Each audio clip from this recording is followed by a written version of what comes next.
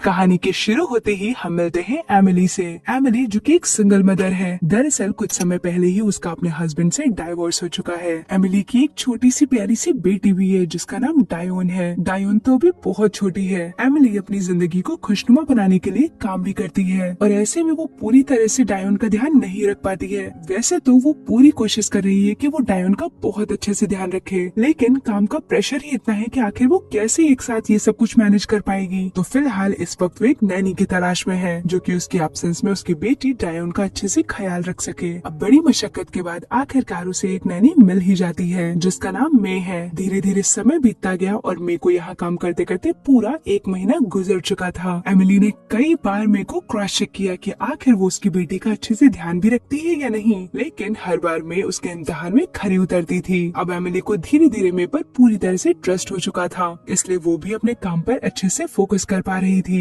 एक दिन एमिली थकी हारी जब घर वापस पहुंचती है तो वो बाहर गेस्ट रूम में ही सोफे पर बैठ जाती है। आज वो इतनी ज्यादा थकी हुई है कि उसे तो समय का ध्यान ही नहीं रहा और देखते ही देखते कब उसकी आंख लग गई उसे तो इस बात का पता ही नहीं चला और अब पूरी रात बीत चुकी थी। अब जैसे ही सुबह उसकी आंख खुलती है वो चारों तरफ घर में मे और डायन को ढूंढने लगती है। बहुत आवाज लगाने पर वो दोनों घर में कहीं नहीं दिखाई दे रहे थे। फिर वो अपने दिमाग में थोड़ा सा कुछ सोचती है और उसे याद आता है, अरे हो सकता है कि मैं उसे पार्क में सामने खेलने के लिए ले गई हो। ये सोचकर उसे ऐसा लगता है, अरे वो तो बुद्धू ही है, फिजूल में इतना ज्यादा सोच बैठी। तभी एमिली को अर्जेंट मीटिंग का कॉल आता है और वो इमीडिएटली रेडी होकर अपने ऑफिस के लिए निकल जाती है। एमिली डायोन की कस्टडी को लेकर भी बहुत परेशान रहती है। दरअसल उसका कोर्ट में केस चल रहा है। उसकी मदर इन लॉ किसी भी हाल में डायोन को अपने पास बुलाना चाहती है, लेकिन एमिली अपनी बेटी को किसी भी हाल में अपने आप से दूर नहीं करना चाहती, इसलिए वो बहुत सारे पैसे कमाना चाहती है ताकि वो एक अच्छे से अच्छा लॉयर हायर कर सके। वहीं दूसरी तरफ उसका हस्बैंड, जिसे इन सारी बातों से कोई फर्क नहीं पड़ता क्योंकि उसका तो किसी और के साथ अफेयर चल रहा है। वो तो अपनी नई जिंदगी में बहुत खुश है। अब एमिली कुछ समय के लिए सब कुछ भुलाकर जल्दी से अपने काम को फिनिश करती है और ऑफिस का काम खत्म होते ही वापस अपने घर आ जाती है। लेकिन ये क्या, घर पहुँचते ही डोर ऑटोमेटिकली खुला हुआ था और घर के अंदर तो कोई भी नहीं है। ना तो उसे कहीं डायोन नजर आ रही है और ना ही मे। एक बार फिर से वो अपनी बेटी को अपने सामने न पाकर पूरी तरह से विचलित हो जाती है। उसे बिल्कुल समझ में नहीं आ रहा था कि आखिर ये सब क्या हो रहा है। उसकी हार्ट बीट्स बढ़ने लगी थी। वो जल्दी से भागकर गार्ड के पास आती है और गार्ड से अपनी बेटी के बारे में पूछती है। तभी गार्ड कहता है, हाँ सवेरे ही तो मैंने आपकी बेटी को देखा था, वो भी आपकी नैनी के साथ। लेकिन हाँ, एक और बात है, आज तुम्हारी नैनी का बर्ताव बड़ा अजीब सा लग रहा था। वो काफी हड़बड़ी में नजर आ रही थी। गार्ड की इन बातों को सुनकर तो एमिली का जैसे दिल बैठा जा रहा था। एमिली लगातार मेरे को कॉल करने की कोशिश कर रही है, लेकिन उसका तो फोन स्विच ऑफ आ रहा है। वो जल्दी से अपने पड़ोसन के घर जाती है और वहाँ से मे का एड्रेस पूछती है, लेकिन वहाँ भी कुछ हाथ नहीं लगा। वहाँ से लौटते हुए एमिली सोचने लगती है कि आखिर उसने मे को क्यों काम पर रखा था। तभी उसे याद आता है कि जिस दिन मैं यहाँ पहली बार आई थी, डायोन बहुत ज्यादा रो रही थी और मैंने उसे गोद में उठाते ही चुप करा दिया था। ये सब कुछ देखकर ही उसने मे को काम पर रखा था कि वो उसकी बेटी का बिल्कुल अपनी माँ की तरह ख्याल रखेगी। ये सोचते ही मैं तुरंत ही अपने एक्स हस्बैंड को कॉल लगाती है और उसे पूछती है कि कहीं तुम्हारी माँ तो डायन को अपने साथ लेकर नहीं गई। उसका क्रूर हस्बैंड बिना किसी बात का आंसर किए हुए फोन को कट कर देता है। एमिली को कुछ भी समझ में नहीं आ रहा था कि आखिर वो क्या करे, इसलिए वो मे को वॉइस नोट भेजती है और उससे कहती है कि अगर तुम्हें कोई भी प्रॉब्लम हो तो प्लीज मुझसे कांटेक्ट करो। क्या मेरी बेटी ठीक है? प्लीज मेरी बेटी के साथ कुछ भी मत करना। वो वहाँ से लौटकर मे के रूम में आती है और वहाँ पर उसकी सारी चीजों को चेक करने लगती है। वो कबर्ड को खोलती है, वहाँ से उसका एक आईडी कार्ड मिलता है, लेकिन ये क्या, ये तो उसके हस्बैंड का आईडी कार्ड है। मे बिना कुछ ध्यान दिए उसके हस्बैंड के आईडी कार्ड को वहीं कबर्ड में छोड़ देती है। वो भागकर पुलिस स्टेशन पहुंचती है और वहाँ पर अपनी बेटी के गुम होने की रिपोर्ट लिखवाती है। एमिली ने पुलिस के हाथों में मे का आईडी कार्ड रख दिया कि तभी उसके फोन पर एक कॉल आता है। दरअसल ये कॉल उसके लॉयर का था, जो कि उस पर गुस्सा करते हुए कह रहा था कि कहीं ये तुम्हारी हरकत तो नहीं है, कहीं तुमने ही तो अपनी बेटी को नहीं छुपाया है। उसकी ये बातें सुनकर एमिली तो पूरी तरह से हैरान रह जाती है। तभी लॉयर गरज कर बोलता है कि अगर कहीं इसमें तुम्हारा हाथ हुआ तो तुम्हें अपनी बेटी की कस्टडी कभी नहीं मिलेगी। एमिली पुलिस स्टेशन से जैसे ही घर वापस लौटती है, बाहर दरवाजे पर उसकी सास खड़ी हुई थी। आज वो अपनी पोती डायोन से मिलने के लिए आई है, लेकिन इस वक्त एमिली अपनी सास को कुछ भी नहीं बताना चाहती क्योंकि अगर उसने डायोन के बारे में उसे कुछ भी बताया तो शायद वो उसके खिलाफ खड़ी हो सकती है। इस डर से एमिली वहाँ से भाग निकलती है। रास्ते में जाते हुए उसे एक मेड का कॉल आता है, जो कि उसे बताती है कि मैं आपके घर में हमेशा से काम करना चाहती थी। दरअसल मैंने ही मे को आपके घर तक पहुँचाया था और इसके बदले में मैंने मुझे बहुत सारे पैसे दिए थे। उसकी ये बातें सुनकर एमिली पूरी तरह से शॉक में चली जाती है। इस समय उसके मन में बहुत सारे क्वेश्चंस थे, लेकिन वो सभी सवालों को विराम देते हुए सबसे पहले एक हॉस्पिटल पहुंचती है। वो अपनी बेटी डायन के बारे में बताते हुए पूछती है क्या इससे कोई यहाँ पर लेकर आया था। तभी रिसेप्शनिस्ट उसे बताती है कि हाँ, इसकी माँ इसे यहाँ लेकर आई थी। इवन वो उसे ये भी बताती है कि उसकी माँ तो उसकी बेटी के लिए पूरे 1 महीने की फीवर की दवाई लेकर गई है। दरअसल कुछ समय पहले से डायन को बुखार आ रहा था और उसकी दवाई यहीं से चल रही थी और इसीलिए उसे ढूंढते हुए एमिली यहाँ तक पहुँच गई। लेकिन उसके मन को तो सवालों ने घेर रखा था कि आखिर इतनी सारी दवाइयों की क्या जरूरत आन पड़ी, आखिर वो उसकी बेटी को कहाँ ले जाना चाहती है। और ये सवाल तो और भी ज्यादा गंभीर है कि मैंने डायन को उसकी माँ बताया, आखिर मैं उसके साथ ऐसा क्यों कर रही है, उससे किस चीज का बदला ले रही है। इन सारे सवालों ने एमिली को घेर रखा था। एमिली हर दिन की तरह आज भी खाली हाथ बिना अपनी बेटी को लिए हुए घर पहुंची है कि तभी वो क्या देखती है कि उसके दरवाजे पर पार्क नाम का एक आदमी खड़ा हुआ है। दरअसल वो उससे मे के बारे में पूछ रहा है। मे का नाम सुनते ही एमिली उसके सामने रोने लगती है। वो पार्क से कहती है कि प्लीज मुझे उसके बारे में आप बताइए, क्योंकि वो तो मेरी बेटी को लेकर कहीं भाग गई है। तभी पार्क कहता है मैं नहीं जानता कि वो कहाँ गई है, मैं तो सिर्फ उससे अपने पैसे लेने आया हूँ। लेकिन एमिली को अपने सामने इस तरह से रोते देख पार्क अपने आप को रोक नहीं पाया। फिर वो उससे कहता है कि मैं आपको बताता हूँ कि आखिर वो कहाँ काम करती थी। अब वो एमिली को अपने साथ एक मसाज पार्लर लेकर आता है, जहाँ आने पर एमिली को ये पता चलता है कि पिछले कुछ महीनों से मैं यही काम किया करती थी। तभी वहाँ की ओनर एमिली को बताती है कि मैं क्या जानूँ मैं कहाँ है, क्योंकि मैं तो खुद ही उसे ढूंढ रही हूँ। अचानक एक दिन बिना बताए हुए वो पता नहीं कहाँ गायब हो गई, मुझे तो खुद इसके बारे में कुछ नहीं पता है। एमिली ओनर की इन बातों को सुनकर एक पेपर पे अपने फोन नंबर को लिखती है और उससे वहाँ की मालकिन के हाथों में थमा देती है और इससे कहती है कि अगर उसे मे के बारे में कुछ भी पता लगे तो उसे जरूर कांटेक्ट करे। अब वो वहाँ से तुरंत ही बाहर निकल आती है कि तभी उसके फोन पर एक कॉल आता है, देखो तुम्हारी बेटी मेरे पास है, लेकिन पहले तुम्हें शांत रहना होगा और मेरी 2 शर्तें माननी होंगी। पहली कि मैं तुम्हें जहाँ भी बुलाऊंगा तुम्हें खाली हाथ आना होगा बिना पुलिस को लिए हुए, और अगर तुमने थोड़ा सा भी पुलिस को इन्फॉर्मेशन देने की कोशिश की और मुझसे चालाकी करने की कोशिश की तो तुम्हारी बेटी गई काम से। और दूसरी शर्त कि वो पार्क से अभी कहे कि तुम्हारी बेटी हॉस्पिटल में एडमिट है, तुम्हें यहाँ से जाना होगा। इस वक्त एमिली को सिर्फ और सिर्फ अपनी बेटी का ख्याल था, इसलिए उसने बिल्कुल वैसा ही किया जैसे उसे फोन पर बताया गया। और वहाँ उसे पीछे से डायन के रोने की भी आवाज आ रही थी और तो और उसे थोड़ी सी मे की भी आवाज सुनाई दी।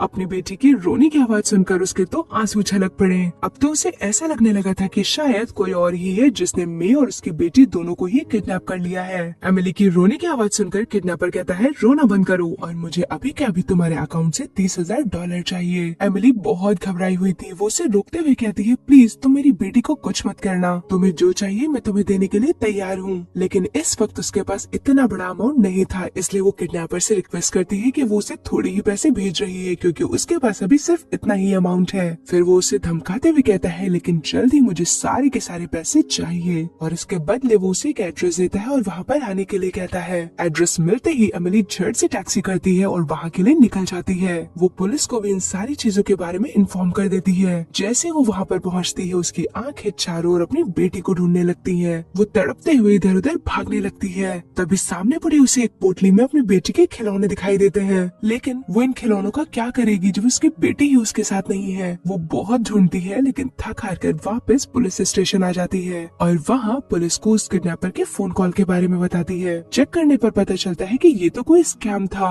एमिली चिल्लाते हुए कहती है ऐसा कैसे हो सकता है, मैंने मे और अपनी बेटी के रोने की आवाज सुनी है। तभी पुलिस ऑफिसर उसे शांत करवाते हुए कहता है कि स्कैमर्स का यही तो काम है, पैसे निकलवाने के लिए वो किसी भी हद तक जा सकते हैं। इससे पहले कि एमिली ऑफिसर्स को कुछ और बता पाती तब तक उसकी सास वहाँ धमकती है और एमिली को देखते ही उसे मारने लगती है और जोर जोर से चिल्लाकर कहती है मुझे पता है तुमने ही डायन को कहीं छुपाया है। वहीं दूसरी तरफ एमिली सबको चिल्ला चिल्ला कर बताने की कोशिश कर रही है कि उसने अपनी बेटी के साथ ऐसा कुछ नहीं किया। पुलिस ने कैसे भी करके बड़ी मशक्कत के बाद दोनों को शांत करवाया। वहाँ से निकलते ही एमिली सीधा अपने लॉयर से मिलने जाती है, जहाँ उसका ही लॉयर उसे शक भरी निगाहों से देख रहा है क्योंकि उसे भी वही लग रहा था जो उसकी सास को लगता है कि इसने ही डायन को किडनैप किया है। अब वहाँ से भी उसे कोई खास होप नहीं मिलती है, इसलिए वो वहाँ से उठकर सीधा अपने घर आ जाती है। तभी उसे सीसीटीवी का याद आता है और जल्दी से वो सीसीटीवी कैमरा चेक करने लगती है, जहाँ पर वो देखती है कि जिस दिन मैं डायन को लेकर गायब हुई थी वो बहुत अच्छे से रेडी होकर डायन को लेकर कहीं जा रही है। वो सीसीटीवी में बस इतना ही देख पाई। अब वो फटाफट वहाँ से निकलकर सीधा मसाज पार्लर आ जाती है, जहाँ एक बार फिर से पहले की तरह वो ओनर से मे के बारे में पूछती है और उसका जवाब सेम था। अब एमिली उसे कुछ पैसे देती है और उसे सच सच बताने के लिए कहती है। पैसे हाथ में आते ही वो ओनर उसे सब कुछ सच सच बताने लगती है।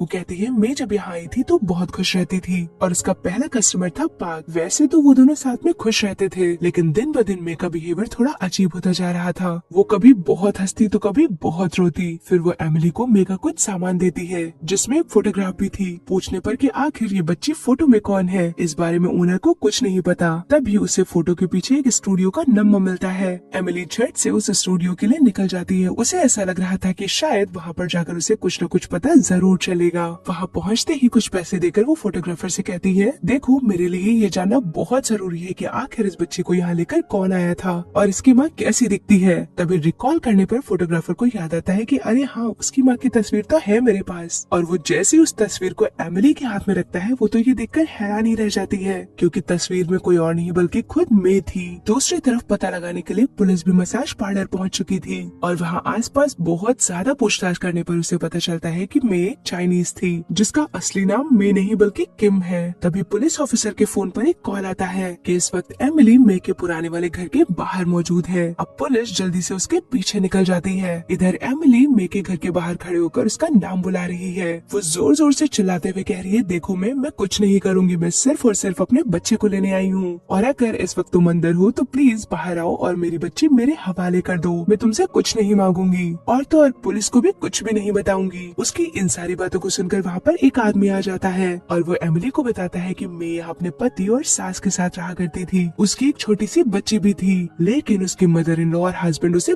बहुत टॉर्चर करते थे। तभी उसी आदमी की वाइफ वहाँ जाती है और वो एमिली को मे की बेटी की फोटोग्राफ दिखाती है। इससे पहले कि एमिली की नजर फोटो पर जाती, वहाँ पर पुलिस आ जाती है। एमिली बिना देखे जल्दी से उस फोटो को अपने फोन में कैद कर लेती है। तभी वो आदमी उससे कहता है कि टॉर्चर होने की वजह से मे एक दिन अपनी बच्ची को लेकर यहाँ से भाग गई थी। एमिली को और भी बहुत कुछ जानना था, लेकिन लगातार पुलिस उसकी तरफ बढ़ती जा रही थी। उसे ऐसा लग रहा था कि अगर पुलिस ने उसे पकड़ लिया तो वो अपनी बेटी के बारे में कभी नहीं जान पाएगी, इसलिए वो तुरंत ही वहाँ से भाग निकलती है। लेकिन पुलिस से आखिर वो कहाँ ही भाग पाती। जल्दी वो लोग उसे पकड़कर पुलिस स्टेशन ले आते हैं। वहाँ बैठी हुई एमिली ने जल्दी से अपने फोन को निकाला और उस बच्चे की तस्वीर देखने लगी। जैसे ही उसकी नजर उस तस्वीर पर पड़ती है, उसके चेहरे का तो मानो रंग सा उड़ गया हो। वो इमीडिएटली अपने हस्बैंड जिन को कॉल करती है और उससे पूछती है कि तुम्हारा मे के साथ क्या रिश्ता है। और अब यहीं से कहानी थोड़ा सा फ्लैशबैक में जाती है, जहाँ हम देख पाते हैं कि जिस दिन एमिली ने मे के हस्बैंड के आईडी कार्ड को इग्नोर किया था, वो आईडी कार्ड किसी और का नहीं बल्कि एमिली के ही एक्स हस्बैंड जिन का था और इस वक्त वो गंगनम हॉस्पिटल में काम करता है। कहानी प्रेजेंट में आती है। फोन पर बात करते हुए कुछ बताने से पहले ही उसके हस्बैंड ने तो उसका कॉल ही कट कर दिया। एमिली पुलिस वालों से रिक्वेस्ट करती है कि वो उसे गंगनम हॉस्पिटल ले चले क्योंकि वहाँ पहुँचते ही सब कुछ साफ हो जाएगा। वहाँ पहुँचते ही एक सीनियर डॉक्टर से उसे पता चलता है कि मे की एक बेटी है जिसे गंभीर बीमारी है। दरअसल उसके लिवर में कुछ प्रॉब्लम है और इसलिए उसका ट्रांसप्लांट करना बहुत ज्यादा जरूरी था, लेकिन उसके पास पैसे न होने के कारण उसे इस हॉस्पिटल से बाहर निकाल दिया गया। और तभी मे की दोस्ती पार्क से हुई। पार्क उसे पैसे देने का वादा करता है, लेकिन वो भी अपनी बात से मुकर जाता है। और ये बात जानकर तो एमिली और भी ज्यादा हैरान रह जाती है कि जिस दिन मे को वहाँ से बाहर निकाला जा रहा था, उसी दिन एमिली अपनी बेटी को लेकर हॉस्पिटल आई थी और मे की आंखों के सामने ही उसे हॉस्पिटल में एडमिट किया जा रहा था और बहुत ज्यादा देखभाल की जा रही थी क्योंकि उसके पास बहुत सारे पैसे थे। वहीं मे एक टक उस बेड को देखती रहती है क्योंकि आज सिर्फ पैसे न होने की वजह से वो बेड एमिली को मिल चुका था। धीरे धीरे एमिली की आंखों के सामने उसे सब कुछ सच सच दिखाई दे रहा था। वो जल्दी से अपनी सास और पुलिस वालों को लेकर उसके घर पहुँचती है। मे के घर के अंदर पहुँचते ही उसे एक रुमाल मिलता है। उस रुमाल पर उसकी बेटी जिंग का नाम लिखा था और लिखा था जिंग इज इन द फ्रिज। ये पढ़कर तो मानो वहाँ खड़े सभी लोगों की सांसें थम गई हूँ। एमिली जल्दी से फ्रिज की ओर भागती है और जैसे ही फ्रिज को खोलती है, वहाँ पर उसे मे की बेटी की लाश मिलती है। और अब यहीं से ये कहानी फ्लैशबैक में जाती है, जहाँ पर हम देखते हैं कि एक दिन मे अपनी बेटी के साथ सो रही थी कि तभी उसकी बेटी का शरीर अचानक से गर्म होने लगता है। उसके शरीर में इतनी ज्यादा गर्मी देखकर मे बहुत ज्यादा परेशान हो जाती है। वो किसी भी हाल में अपनी बेटी को बचाना चाहती थी, इसलिए वो उसकी बॉडी को ठंडा करने के लिए उसे फ्रिज में सुला देती है, लेकिन उससे पहले ही उसकी बेटी की मौत हो चुकी थी। अब कहानी प्रेजेंट में आती है, जहाँ पर सबसे पहले पुलिस ने पार्क को उठाया और इससे मे के बारे में पूछने लगते हैं। पार्क बताता है अपनी बेटी के मरने के कुछ समय बाद मे उसके पास आती है। वो कहती है तुम मेरे पहले पति हान, जो कि मुझे बहुत टॉर्चर करता था, तुम उसे मार दो और उसके बदले मैं तुम्हें एमिली की बेटी डायन को ला कर दूंगी, जिसे बेचकर तुम्हें बहुत सारा पैसा मिल सकता है। पार्क कहता है मैं लालच में आ गया था था। वो कहता है मैंने बिल्कुल वैसा ही किया जैसे मे ने मुझे कहा। मैंने प्लान के मुताबिक जल्दी उसके पति को मार दिया और बदले में मे से डायोन की डिमांड करने लगा। वो कहता है सौदे के मुताबिक मैंने ऐसा नहीं किया। वो हर रोज उसे कल कल कहकर टालती रहती और इसीलिए उस दिन मैं मे को एमिली के घर ढूंढने के लिए गया था, क्योंकि उस दिन मैं उसे खत्म कर देना चाहता था। उसकी इन बातों को सुनकर पास में ही बैठी एमिली उस पर जोर जोर से चिल्लाने लगती है। वो पार्क से कहती है कि अगर मेरी बेटी को कुछ भी हुआ तो मैं तुम्हें खत्म कर दूंगी और तुम्हारे साथ साथ मैं मे को भी मार दूंगी। तभी पार्क एक और चीज रिवील करता है। वो पुलिस वालों को बताता है कुछ समय पहले मैंने उसे चाइल्ड पासपोर्ट भी बनवाया था, क्योंकि वो किसी बच्ची को अपने देश वापस चाइना ले जाना चाहती है। इस बात को सुनते ही तो सबका दिमाग हिल गया, क्योंकि मे की बेटी तो मर चुकी है, तो कहीं वो डायोन को तो अपने साथ नहीं ले जाना चाहती है। ये खबर मिलते ही सभी पोर्ट के लिए निकल जाते हैं। शिप पर चढ़ते ही चारों तरफ अफरा तफरी मच गई, क्योंकि सभी लोग सिर्फ और सिर्फ डायोन को ढूंढ रहे थे। तभी अचानक से एमिली की नजर शीशे के दूसरी तरफ पड़ती है, जहाँ पर मे उसकी बेटी डायोन के साथ थी। लेकिन जैसे ही मे की नजर एमिली पर पड़ती है, मे डायोन को लेकर तुरंत ही जहाज की रेलिंग पर चढ़ जाती है। चारों तरफ से पुलिस वालों ने मे को घेर लिया। तभी मे चिल्लाते हुए कहती है कि अगर किसी ने मेरी बच्ची को मुझसे छीनने की कोशिश की तो मैं इसे लेकर साथ में पानी में कूद जाऊंगी। देखो तुम लोग मेरी बातों को मजाक में मत लेना, मैं सच में पानी में कूद जाऊंगी। वो लगातार यही सब कुछ बोलती जा रही थी। दरअसल वो डायोन को अपनी बच्ची समझ रही थी। तभी एमिली उसे वही रुमाल दिखाती है जिसे मे ने खुद अपने हाथों से बनाया था अपनी बेटी के लिए, और उस रुमाल पर लिखा है जेन इज इन द फ्रिज। उस रुमाल को देखते ही उसके सामने एक बार फिर से फ्लैशबैक्स आने लगते हैं, यानी कि उसकी दर्दनाक कहानी के कुछ खतरनाक पल जिस दिन उसने अपनी बेटी को खोया था। दरअसल अपनी बेटी की मौत की वजह से मे के दिल में गहरा क्षोभ हो गया और वो आज तक इस सदमे से कभी नहीं उभर पाई। यहाँ तक कि ये सारी बातें उसके दिल के साथ साथ उसके दिमाग पर भी हावी हो चुकी थी और उसे चारों तरफ सिर्फ और सिर्फ अपनी बच्ची ही नजर आ रही थी। इसलिए जैसे ही उसने पहली बार डायोन को देखा था, वो डायोन में अपनी बेटी को देख रही थी। वो जिस ममता से वंचित रह गई वो पूरा का पूरा डायोन पर लुटाना चाहती थी। एमिली उसे सब कुछ याद दिलाने की कोशिश कर रही थी और ये रियलाइजेशन होते ही कि वो उसकी बेटी नहीं है, वो पुलिस वालों के हाथ में डायोन को थमा देती है। लेकिन वो इस सदमे को बिल्कुल बर्दाश्त नहीं कर पाती कि अब उसकी बेटी इस दुनिया में नहीं है, इसलिए वो भी पानी के अंदर छलांग लगा देती है। एमिली और बाकी लोग मे को बचाने के लिए तड़पने लगते हैं। एमिली भी मे को बचाने के लिए जल्दी से पानी में छलांग लगा देती है और जल्दी उस तक पहुंचकर मे का हाथ पकड़ लेती है। लेकिन शायद मे अपनी बच्ची के बिना जीना नहीं चाहती, इसलिए वो एमिली से अपना हाथ छुड़ा लेती है और एमिली को बाय बाय करते हुए पानी के गहराइयों में कहीं खोती जाती है और मन में ये कह रही थी जेन मैं तुम्हारे पास आ रही हूँ, अपनी बेटी के पास। और अंत में हम देखते हैं कि जब एमिली की आंख खुलती है तो वो अपने आप को एक हॉस्पिटल में पाती है। आंख खुलते ही एमिली की आंखें अपनी बेटी को ढूंढने लगती हैं और वो जैसे ही बाहर आती है उसकी बेटी बाहर खेल रही थी। वो डायोन का नाम बुलाती है। डायोन उठ खड़ी होकर अपनी माँ के पास आ जाती है और इसी एंडिंग के साथ ये मूवी यहीं पर खत्म हो जाती है। सो फ्रेंड्स, आपको ये मूवी कैसी लगी हमें ये कमेंट सेक्शन में जरूर बताएं। हमारे चैनल को लाइक करें, शेयर करें और सब्सक्राइब करना तो बिल्कुल ना भूलें। Thank you for watching the video.